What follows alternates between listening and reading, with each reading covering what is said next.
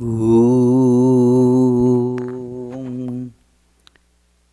आप्यायन्तु ममाङ्गानि वाक्प्राणश्चक्षुश्रोत्रमथो बलमिन्द्रियाणि च सर्वाणि सर्वं ब्रह्मोपनिषदं माहं ब्रह्म निराकुर्याम् मा ब्रह्म निराकरोत् अनिराकरणमस्तु अनिराकरणं मेस्तु तदात्मनि निरतेय उपनिषत्सु धर्मास्ते मयि सन्तु ते मयि सन्तु ॐ शान्ति शान्ति शान्तिः.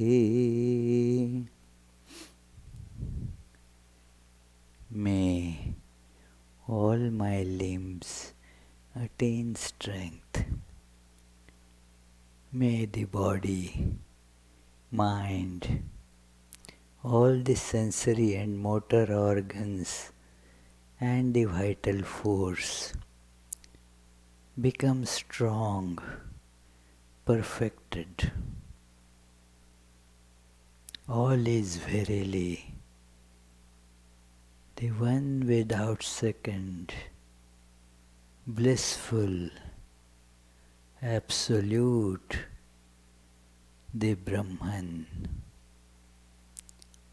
Let me never deny this truth of oneness.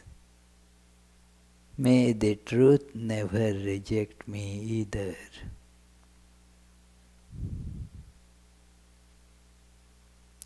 May all the virtues necessary to realize this truth in life be with me. Om. Peace, peace, peace.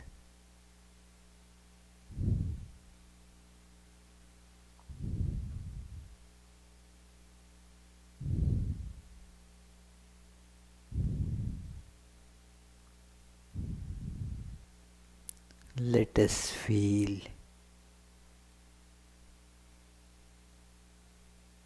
each of us is like an ice cube in the midst of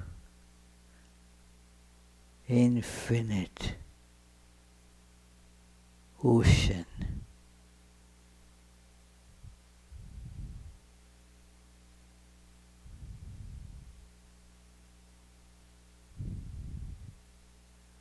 The ice cubes are dissolving. The shapes and corresponding names are disappearing.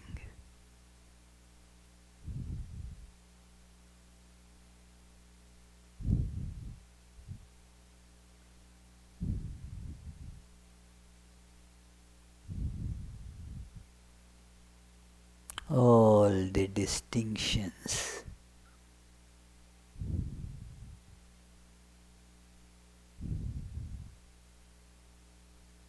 based on the changing forms and names are disappearing.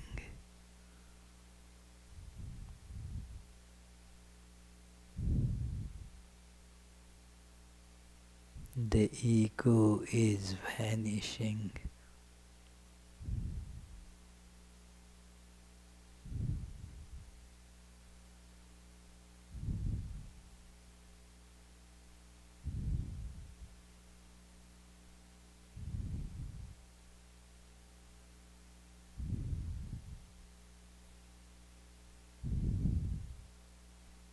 the unchanging,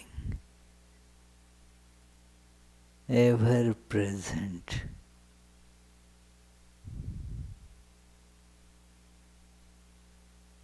ever-blissful oneness is shining in my consciousness.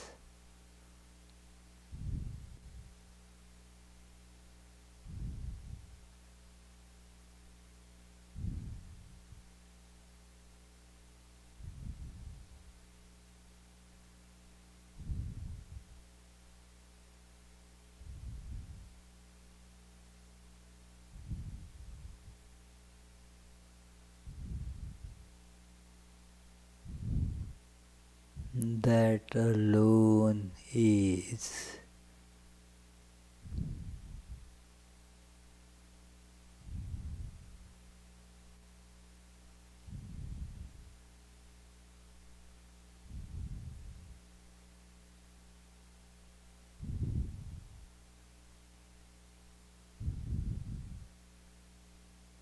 All the delusional ideas of I and mine have disappeared.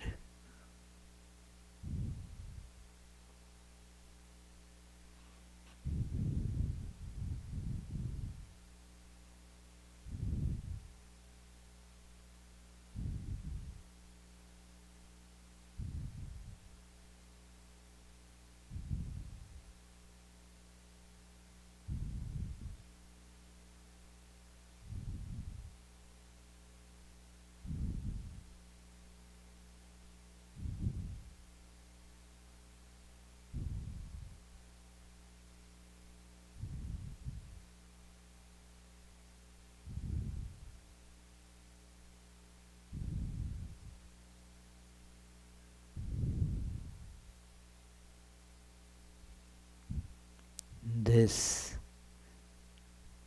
is the truth.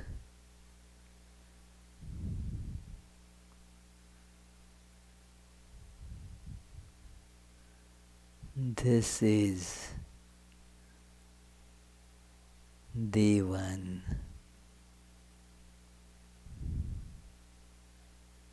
This is bliss itself,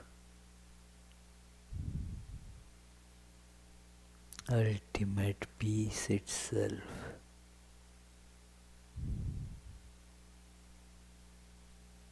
Om.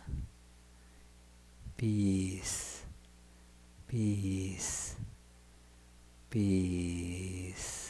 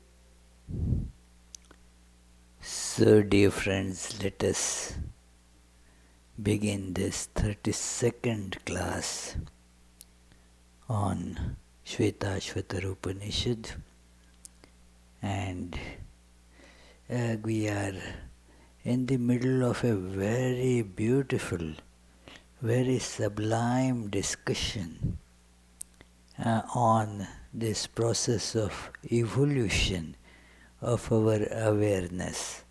So let us begin with our regular prayers.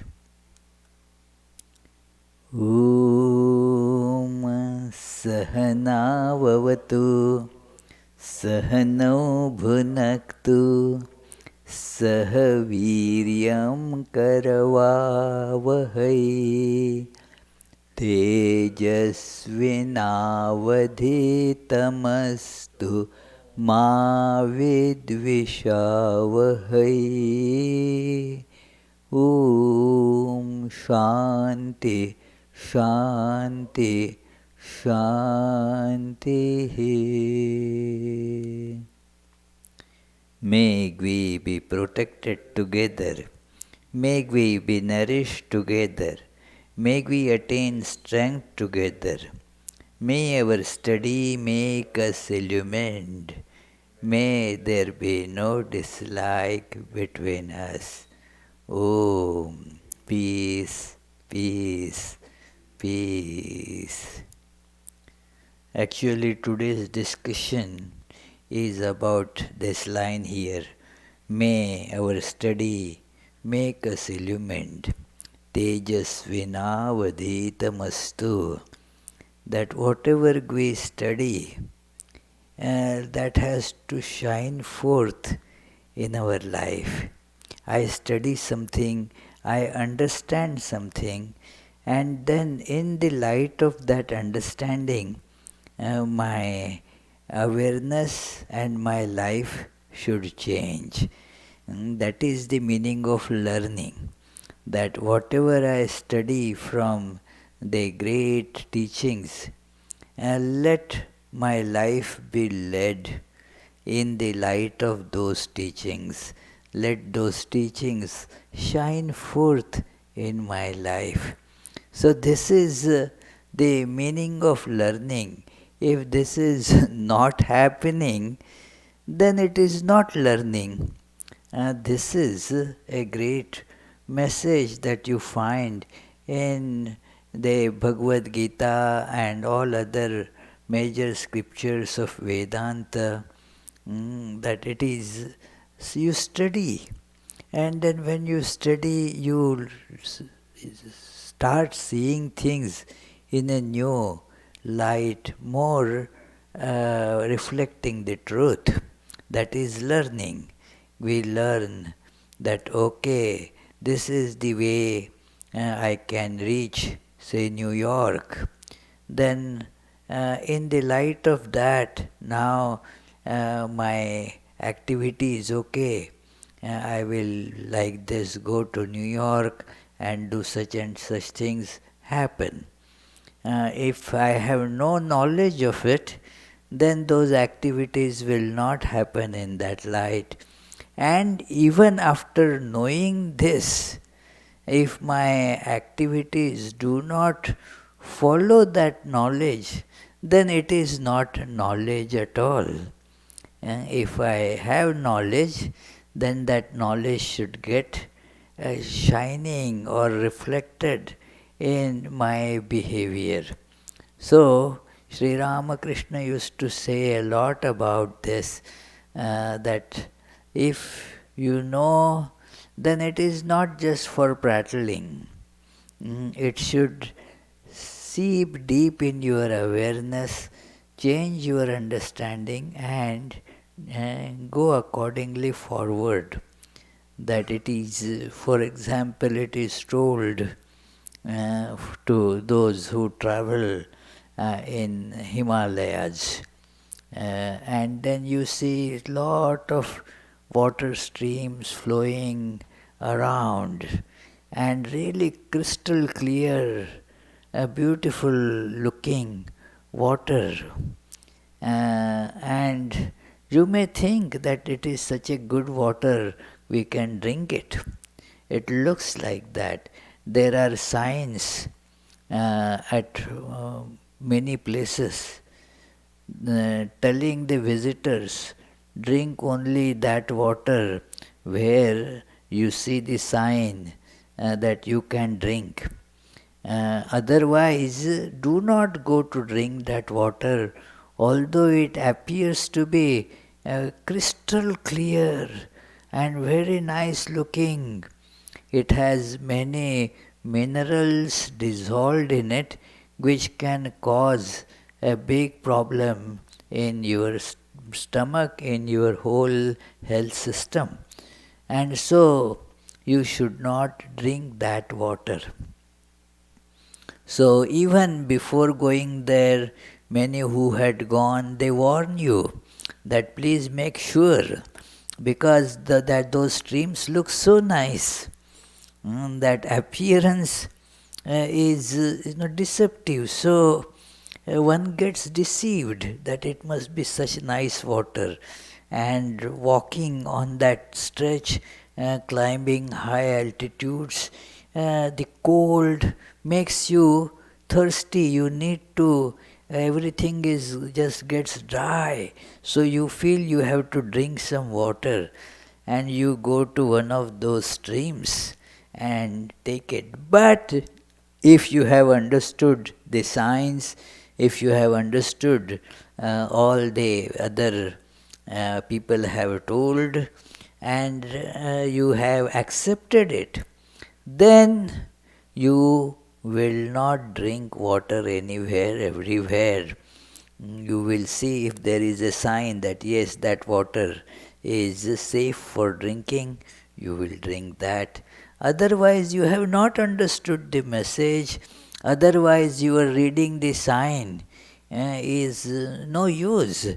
That only may confirm you have learned reading. That you had gone to maybe kindergarten so that you can read it. But it means nothing.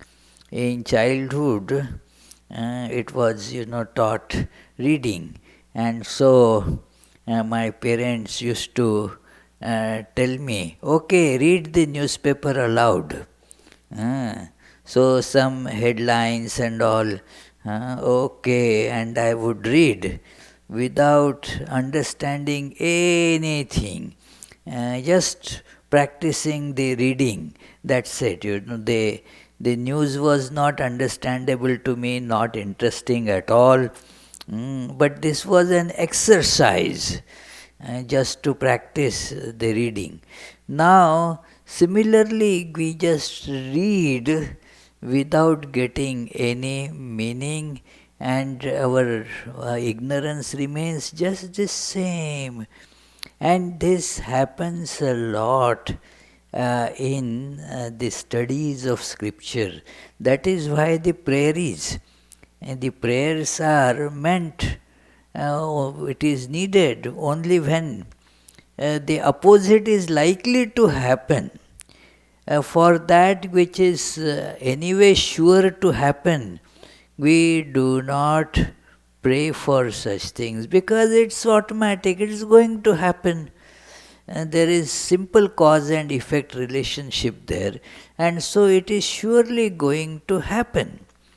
But when the odds are against happening that, but we want it to happen, then we pray. Well, yeah, this may happen and cause lot of problems, lot of havoc. So we pray. Things are not in our hands. Whether the tornado will strike our home or not, and nothing is in our hand. So we just read the tornadoes may strike this area. Recently we had many devastating tornadoes striking many states in US. So now you can't say where it will strike. And therefore you pray, oh, let it not strike my home. It is, the prayers are like that when there is a possibility of something happening that you don't want to happen, and you have no control over it. There is a good deal of possibility that things could go in a way that will hurt you. So you pray, and this happens in the study of scriptures, we intellectually learn a lot. We are very intelligent people. So, given that we are brainy human beings, we learn these scriptures, can give lectures about them, can write books about them, but the proper shift in our life does not happen, and therefore that prayer, that that shift may happen in my life, otherwise the life will be still just roiled in suffering. There is no the bliss that is promised. I can talk about it, but I will not get it. I will talk about freedom, and but although I have learned it, it may not come in my life if that learning does not shine forth in my life. It is, and the shining forth of that learning means that my drag towards the so-called names and forms which promise the enjoyment will go down. So that was the message that was also given in that beautiful analogy, a great total, it is a complete metaphorical description of the evolution of spiritual aspirant by that parable of two birds. The lower bird eating fruits, the upper bird does not eat any fruit. Anashnan anyan abhichakashiti.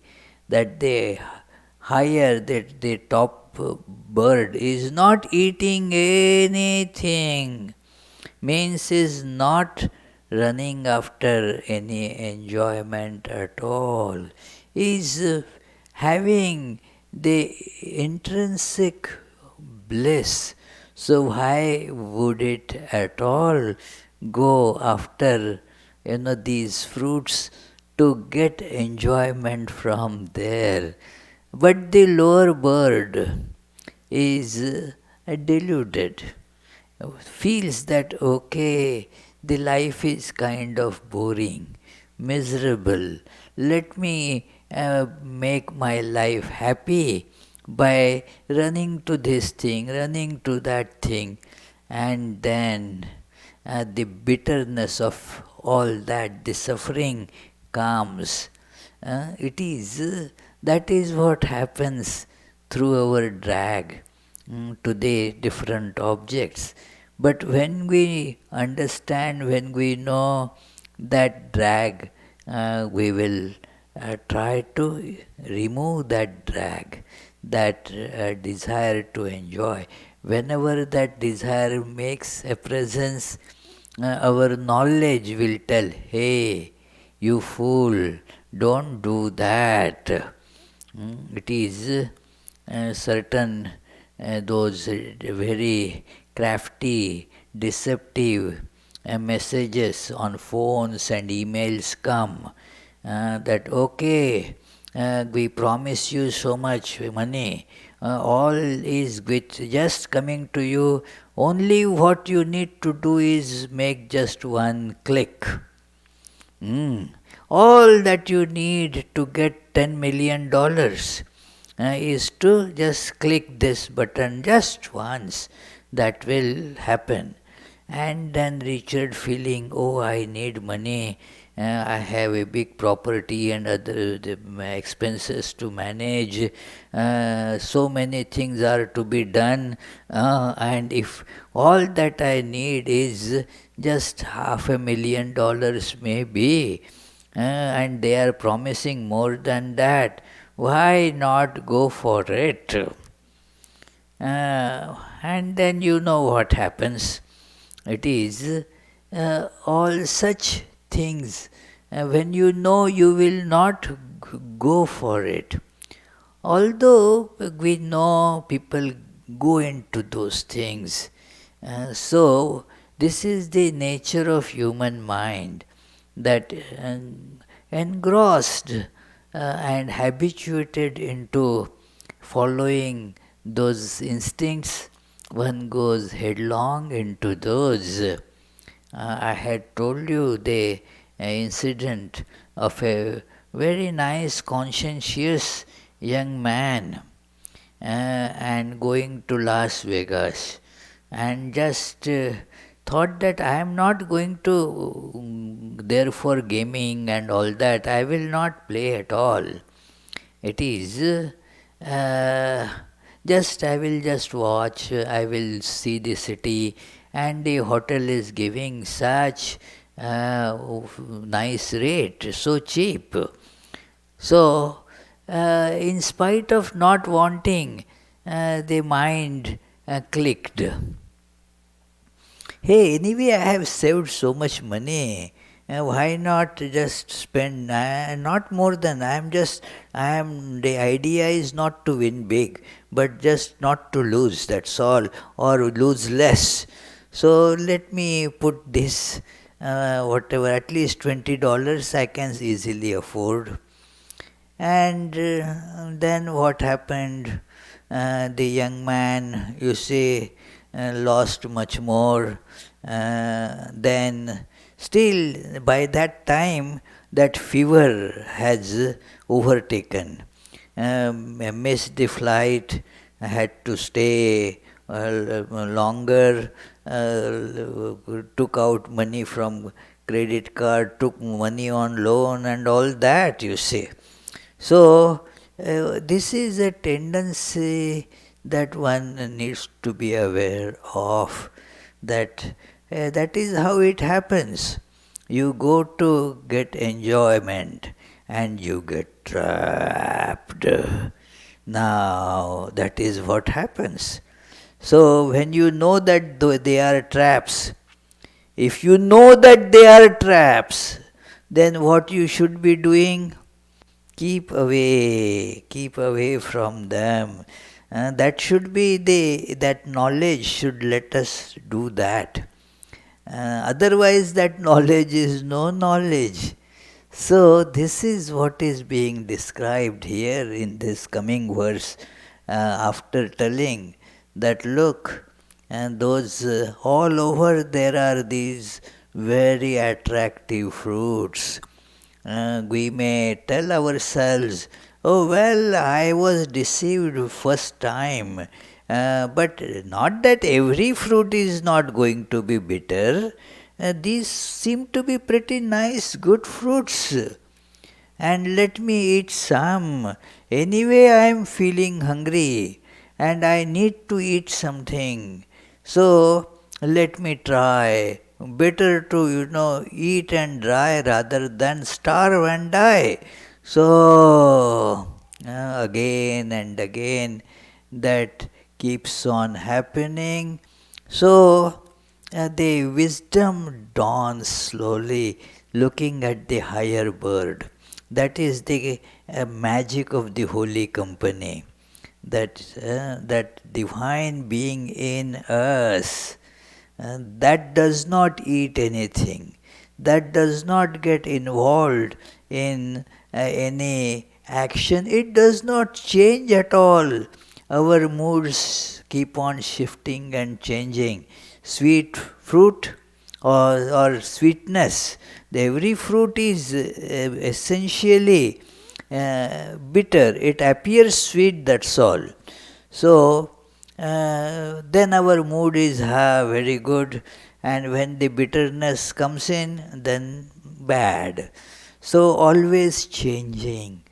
Whereas that abhichakashiti, this is a great principle in Vedanta, the idea of witness. Witness, that self just watches, does not do anything, does not change at all. We have that in us, that witness, that has to be awakened, like the body and the physical actions, it is changing. And then and somebody is watching that without getting affected by it.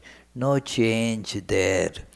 So these are the two birds, one changing, one unchanging. So the lessons or the inspirations, guidance from the holy company should get translated in life.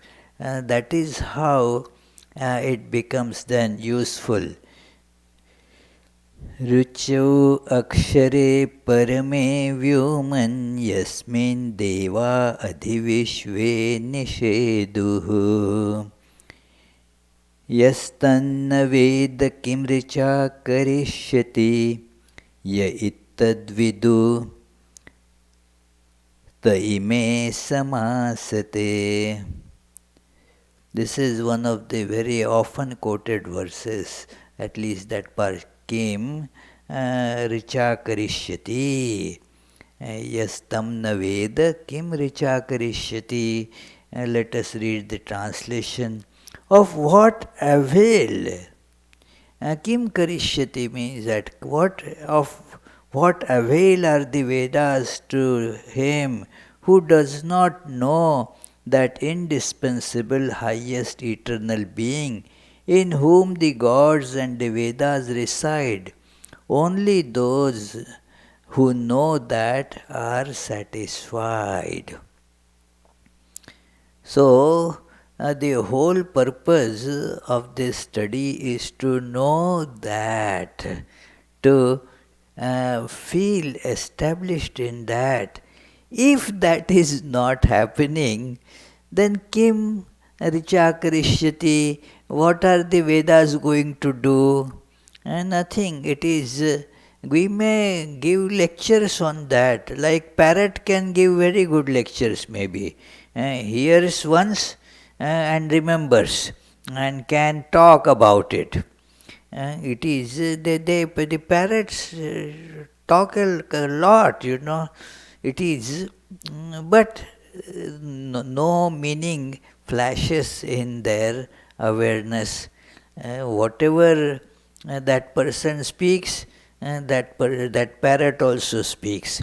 It is told that when Shankaracharya was going to that great scholar, Mandan Mishra, to have a debate about the ultimate essence of Vedanta and so, or the Vedas.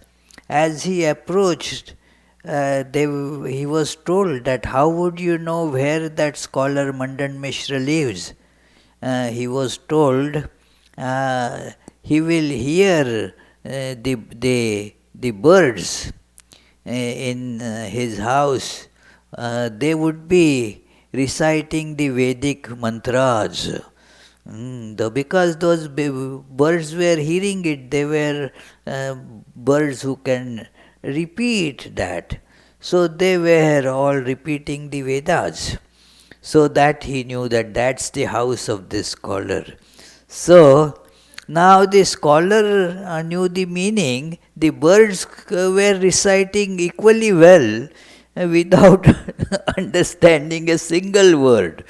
That the bird recites whatever the owner recites or owner teaches, that the bird will recite. I entered in one of our centers, big ashrama, and as I entered the gate, I heard the birds. Jai Shri Ramakrishna, Jai Ma Sharada, Jai Shri Ramakrishna, Jai Ma Sharada. So they were taught that. So they were saying that whenever the visitor comes now, what Sharada, what Ramakrishna, what, they didn't know any such things. So our prattling of the scriptures is no better than that if the meaning does not flash in our awareness. When the meaning flashes, what is the sign of it? It changes the perception into the right action, the proper activity, proper perception. That is the difference between the study of scriptures by mere scholars and the study of scriptures by the spiritual aspirants. So, one has to be aspirant and so should be ready to shift the gears of life. That which was going in the wrong direction because of ignorance. Now the knowledge is coming, so the gears should be now shifted in the right direction, in the right way. So that is how the life must change. Sri Ramakrishna used to say that somebody received a letter, and then before reading the letter, he kept it somewhere and was not able to find it. He was busy when the letter came, and then was afterwards forgot where it is kept, frantically looking for it. Where did I keep that little slip? I have misplaced it somewhere, let me find it out. Was looking everywhere, and after a long search, the letter was found. In that it was written, send these 5 pounds of rice and 2 pieces of cloth to these things. So that was the list, that was the letter to be sent. And now, after reading this, this person threw it and went to get those things to send. Now, just keeping the letter and then reciting it, doing nothing about getting it, that is not, then what is the point in having that letter? If you get that letter, if you understand the message, now you move to get those things and do accordingly whatever is written in that slip. So, similarly, now the paper is no more important. So these words are not important afterwards, the message is important. What is the message? That you are divine. Realize that divinity, experience that divine, start your life leading in that light. And as a step to it, turn your direction of life towards that. So that is the message. Otherwise, Richa Kim Karishyati, the study of scriptures is not beneficial at all. In fact, it makes a person more egotistic. Oh, I have read this, I have studied this, I know this, I can elaborate on this. Shankaracharya said that what is this study of scriptures? In a very telling verse in Viveka Chudamani, he says that it is only the lot of words, Shabdajalam, Maharanyam, Chittabhramanakaranam. It is that it is like a lot of big forest, complicated forest where the trees abound, the plants are, everything is, and so no tracks are visible. So one gets lost. So these words, they are so many. And then one cannot find one's way through that. So chitta brahmana karanam, your mind keeps on just wandering here and there aimlessly, trying to make sense of it. So it is like that. He says in another verse in the same book that Vaidushyam vidusham tadvat bhuktaye natu muktaye, that all this scriptural learning is for the enjoyment of the scholars. It does not become giving them liberation. Bhuktaye, natu muktaye. It is another kind of enjoyment, that's all. People have different ways of enjoyment.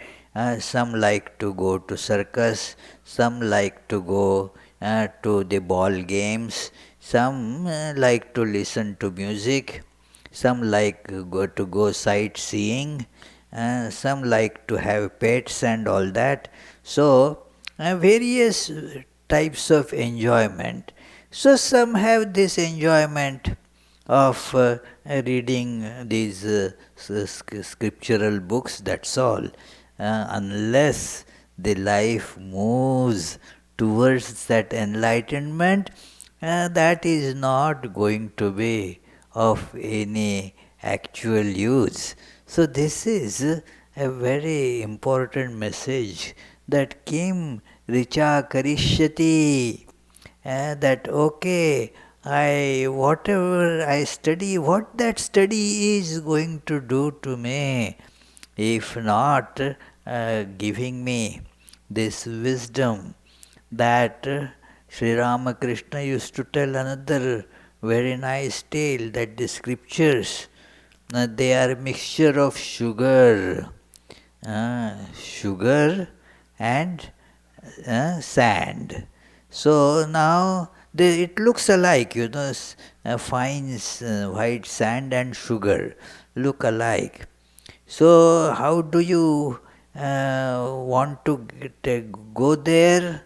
You become an ant. Ant will not eat the sand. It will exactly find out the sugar and take it. It will bypass all the sand particles.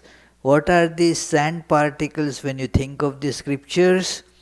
They have various these figure of speech, what particular meter it is written in, what was the name of the person who wrote it, how old was he when it was written to him, what is the name of his maternal uncle, and so forth, all that is all sand.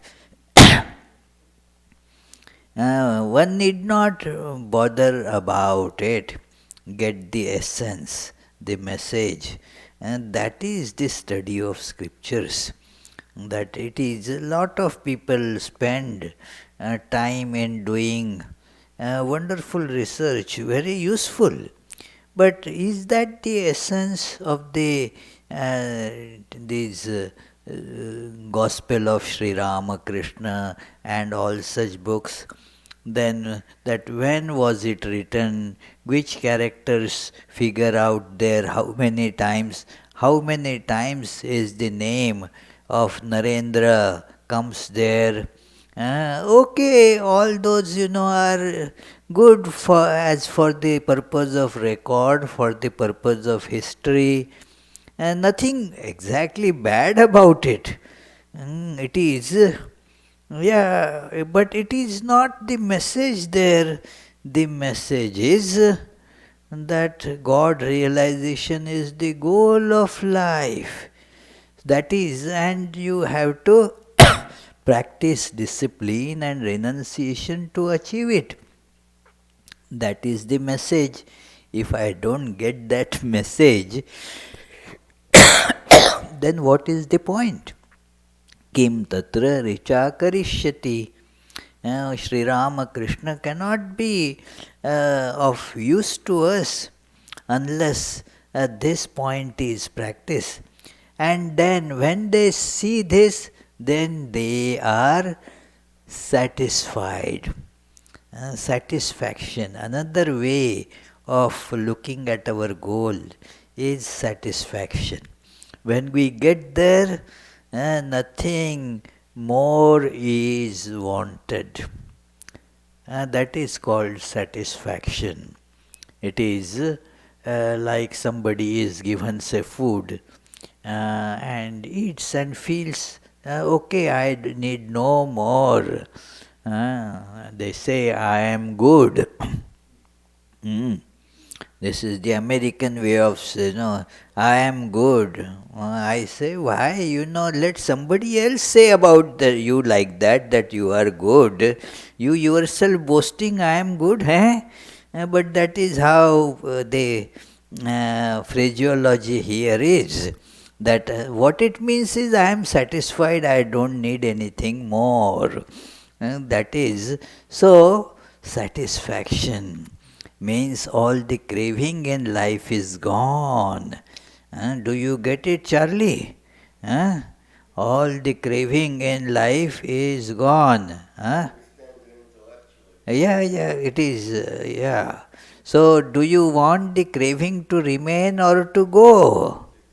To go, exactly.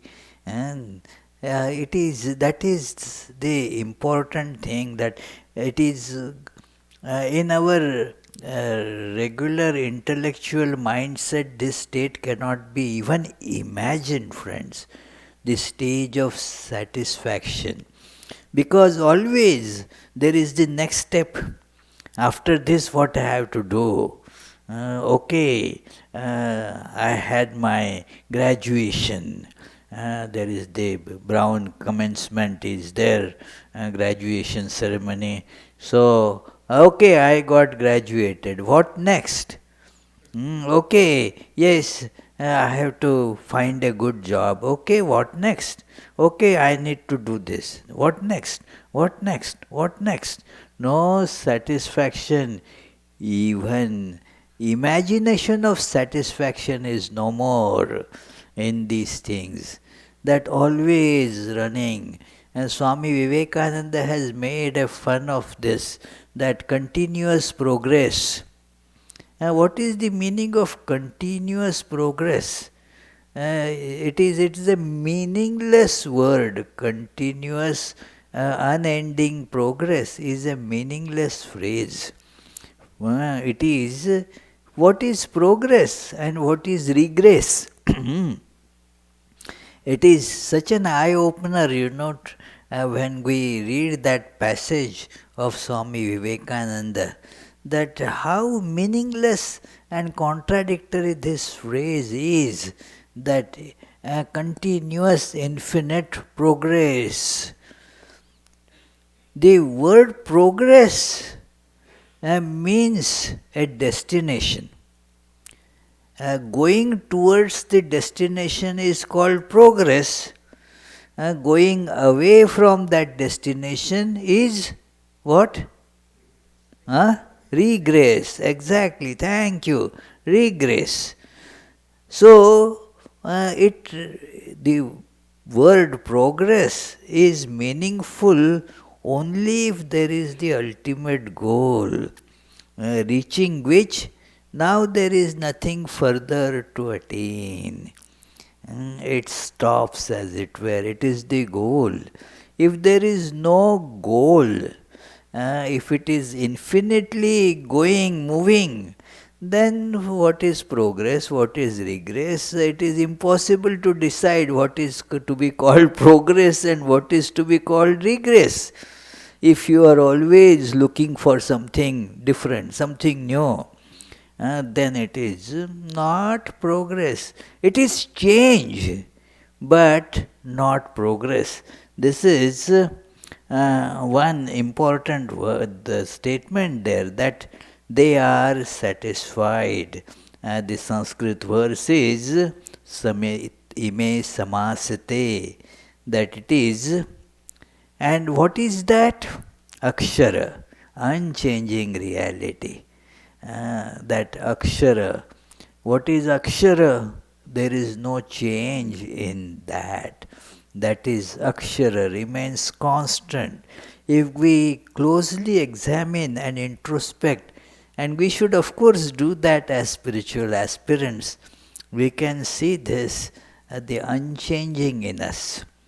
That in the midst of everything that is changing, there is this unchanging principle, Akshara, that in Bhagavad Gita it says, Aksharam Brahma Paramam Swabhavodhyatmam Uchyate. That Then in other verse also this thing come in 15th chapter that ksharas sarvani bhutani kutastho uchyate, that all these combinations of different elements and all that, that is kshara, means continuously shifting and changing. And there is kutastha, that which does not change at all, that is the akshara. So we see in whatever we are seeing, there is the element that does not change at all. So grabbing that element, holding on to it, that makes us satisfied that it is there. Those who know that, te ime samasate, they become thus satisfied. All their craving is gone forever. So this is how the scriptures are to be read. That whenever we read, say, the teachings of great sage, say we are reading Bible, we are reading, say, the Buddha's teachings, whatever Sri Ramakrishna's teachings, those are to be read from this idea that let my life be full of satisfaction, that no more is wanted. The craving has to go. The craving is suffering. We saw in Buddha's teachings, what a great analysis. Craving is the cause of suffering. So, and when will the craving go? When we reach this unchanging, the awareness about unchanging, I am that unchanging principle, the ultimate. So, now there is no further going, coming. It does not change or evolve. That is the meaning of unchanging. It just is. Everything else is an appearance of ease. It is ease, appears. Like we say, this is how in some books of Vedanta that Akshara is being taught as the abstraction. That it is like, say, Paul is. Now that, look for that isness. Paul is, Rosia is, Vishwanath is, Subhashish is. That now that, what is this? A combination of Subhashish and is. A combination of Paul and is. It is like that. Now see that isness is everywhere. It has to be. Only these are the forms on that isness. These, they change. The isness remains. Like you see the screen in the movie. Now you are seeing, whenever you are watching anything on the screen, you there in the movie, you are watching a picture and the screen. Now the picture is the changing aspect, kshara, and the screen is the unchanging aspect. It does not change. So, this is in this movie, just let us feel that unchanging thing. Things otherwise, the appearances, they change, they shift, and the life glued to those appearances, therefore is ever unsatisfied, full of craving. So it has to change to the life of satisfaction. It is, anybody if asked, do you want to be satisfied in life? Is there anybody who will say, no, no, no, I want to be dissatisfied? Everybody looks for satisfaction. How can you get it? When you find this akshara, the unchanging reality. So this is the next verse is the description of this, that how is this unchanging it is, and why do we not perceive it? How and why these questions keep on coming. Chandansi yajna kratavoritani bhutam bhavyam yaccha veda vadanti asman mayi srijate vishwametad tasminschanyo mayaya sanniruddha. A very sublime idea here, that the Lord of Maya projects the Vedas, sacrifices, spiritual practices, past and future, religious observances, all that the Vedas declare, and the whole world, including ourselves. The other again is bound by Maya in this.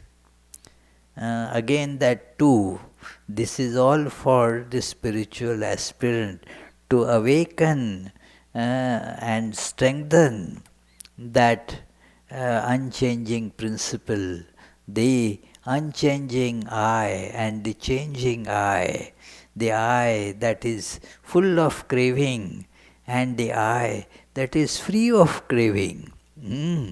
So, this shift is being described here in this very beautiful verse, that the Maya means this appearance. It is the who made it? Well, there is no somebody else that makes it. The God appears like this, that's all. The unchanging reality appears like this. All that gets made in it is the appearance of that. There is no actual making of it in the usual sense. That is why these questions become very difficult to solve. How God created this world? When did God create it? And so now some answers are given just to satisfy these constant questioners. Okay, it was made 6,000 years ago in the Bible, 6,000 years ago. It is, what is the meaning of it? Well, it is not to give you the exact date, because then the question what was there before that? It is, the idea is, it was never made, so how can you give exact date? It is just appearance, that's all. It does not become that, it appears like that. Becoming that means now it undergoes change, it undergoes shifting. That which never changes, how can it make all these things? Just through appearance. That is why there is no effort involved. It is described figuratively that the Sheshashai, that Lord Vishnu who is just reclining and then sees this world just comes out. Without the meaning of reclining is that he didn't go to do anything. Just by in a reclining position means relaxed, not bothered at all. And then this world just comes about. That is the meaning of appearance. What Vishwanath, if you just recline on the bed and say, let my yard be clean, will that get cleaned? It is you have to work, It is because it is actually you have to change it. Hey, come on, let me take the a broom and the whatever all other things, and then let me work, change things, then it gets done. But this is not anything like that. It is just appearance without any change. So, this is called Maya, magic. One meaning of Maya is magic. Like without any change, this just the magician brings out these dollars from the hat, just takes out rabbits from the hat. That is called magician. Now there are no rabbits actually, but the magician brings them out, and many of them from the empty hat. So it is, Maya is like that. It is but the ignorant person, the other one, gets caught in it, starts running after these appearances. So let me catch the rabbit brought out by magic. And it is not there. How can you catch the rabbit? That is just an appearance. You cannot catch it. So therefore, one gets deluded in that. So that is the idea. We shall stop the discussion because the time is over, and we shall meditate on this message for 30 seconds or so. And if you have some question or comment, please feel free to ask.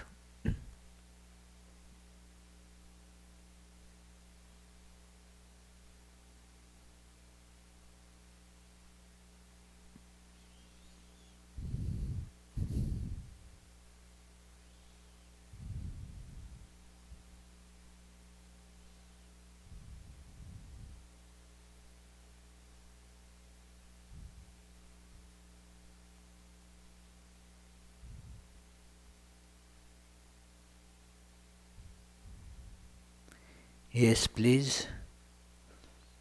So, you have a question?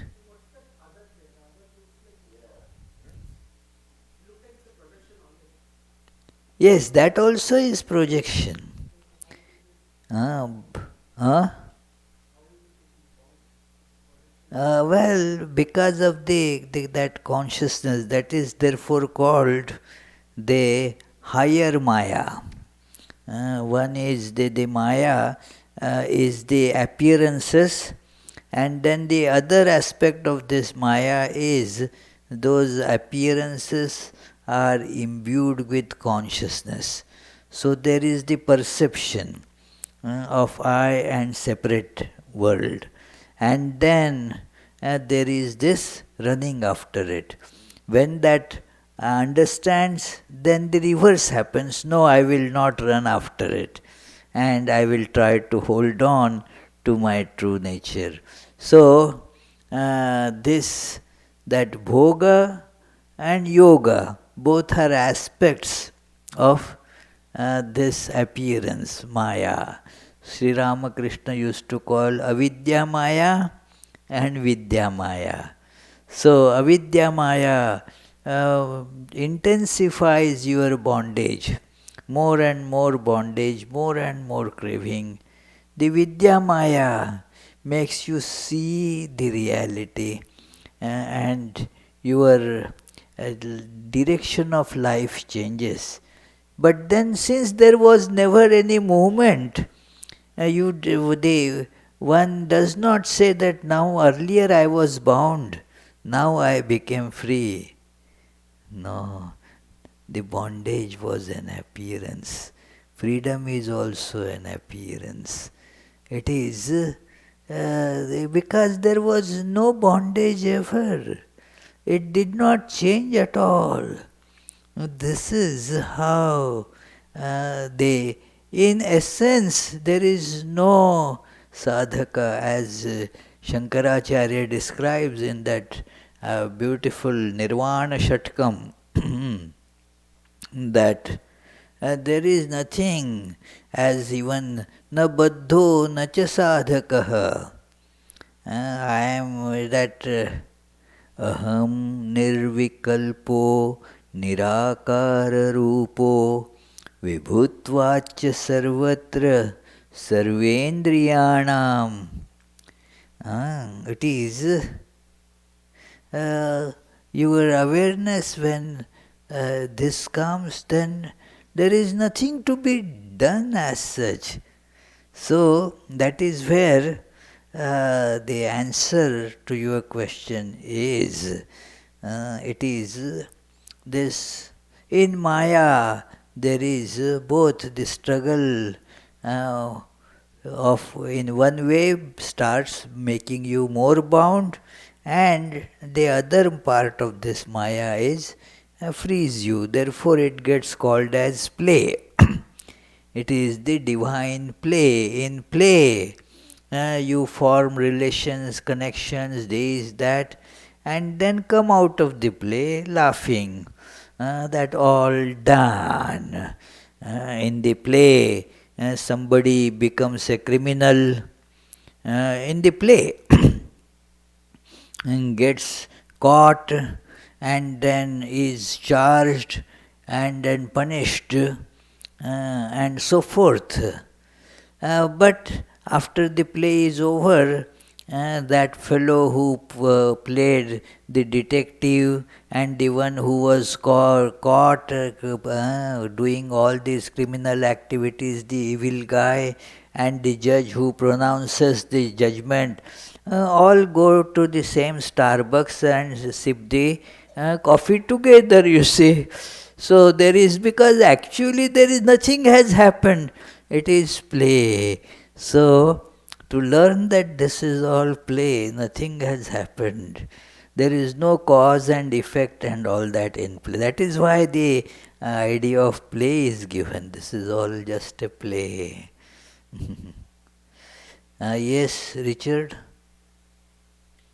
Once you experience the world's vibrations and you're free, wow, that's quite remarkable. But you're surrounded by people, armies of people, who really are not seemingly free. It's difficult to perceive. Well, when you see the truth, all those people also just disappear. That also disappears. They also are seen as play. Yeah, so that also disappears. It is, the whole show disappears, dear. They seem to reappear again. That's what I Now, wasn't it that? It doesn't appear, it appears, that's all, you know. I didn't know how to proceed. You you know to proceed, yeah, you have to just understand and not to get entangled by understanding it. That is how one should proceed. That the proceeding is like that everywhere.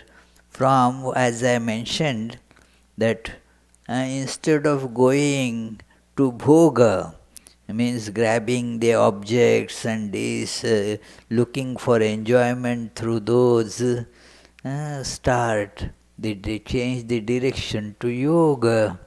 That, and the yoga is that get united with the true nature of the things. Let that awakening be with us all the time. That feel that the divine is with me. With that, then that will kick out this misunderstanding and the cravings. So the direction is to keep on holding on to God within one's heart. That is the truth, And thus, that is how we must proceed. See, this is otherwise we end up in bondage. I did not take up this slide because the time was not there. Uh,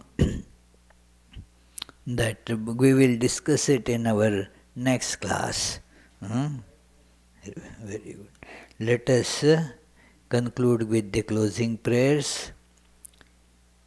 Om Shanti Shanti Shanti Hare Om Tat Sat Shri Ramakrishna Arpanamastu.